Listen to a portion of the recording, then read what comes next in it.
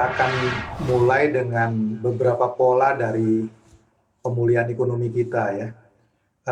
Jika melihat pertumbuhan, saya melihat bahwa pola pemulihan ekonomi kita dari segi pertumbuhan itu mungkin akan berbentuk yang namanya swash shape. Swash shape itu seperti logo Nike ya. Jadi Oke. dia mencapai titik terendah di triwulan kedua 2020, kemudian kontraksi masih terjadi di triwulan 3, mungkin di triwulan 4, baru akan mulai positif di triwulan pertama 2021. Asumsinya bahwa pandemi tidak merebak lagi, ya.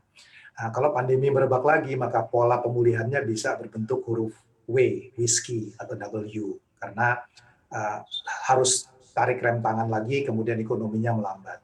Kemudian pola pemulihan kedua itu jika kita melihat antara kelas pendapatan, akan ada kelompok yang memang bisa keluar dari krisis dengan kondisi yang lebih baik.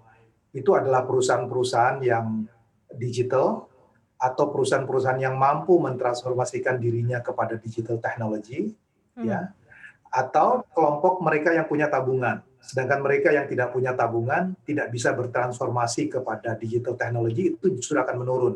Sehingga kita punya pola pemulihan yang mungkin berbentuk seperti huruf K atau kilo. Jadi ada yang naik, ada yang turun. Tetapi kalau kita lihat di portfolio, capital market, bond market, itu recovery sudah terjadi dalam bentuk huruf V atau victory. Nah, pertanyaannya adalah seberapa cepat Ya. pemulihan-pemulihan ini terjadi, berapa dalam, seberapa lama prosesnya. Itu akan tergantung dari apakah pemerintah mampu mengatasi pandemi. Buat saya Oke. kuncinya adalah kemampuan mengatasi masalah kesehatan. Oke, Pak Khatib, kalau dilihat dari tadi poin-poin yang disampaikan oleh Pak Khatib kan ada swash shape, kemudian juga dari beberapa sektor juga ada recovery-nya sendiri-sendiri. Nah, sudah cukup on track atau belum dari beragam kebijakan atau stimulus yang dilakukan oleh pemerintah untuk berada di dalam kondisi tadi ya, pemulihan tadi berdasarkan yang tadi di-statementkan oleh Pak Khatib? Sudah on track, tetapi persoalannya adalah seberapa cepat. Karena kalau saya melihat, saya menduga bahwa negara-negara di luar yang mampu mengatasi pandemi dengan lebih cepat, itu recovery-nya akan lebih cepat dibandingkan kita. Saya ambil contoh misalnya Cina, karena dia mampu mengatasi masalah pandemi, dia sudah tumbuh positif 1,9. Taiwan sudah bisa tumbuh positif 2,5.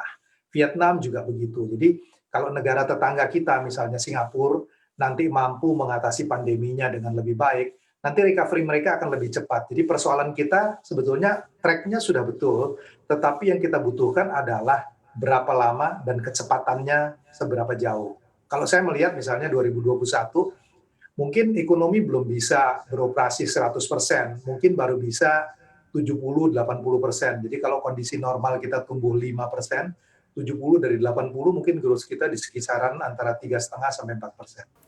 Jangan lupa untuk install aplikasi CNBC Indonesia yang tersedia di App Store dan Play Store dan ikuti terus perkembangan ekonomi bisnis terkini hanya di CNBC Indonesia Beyond Business.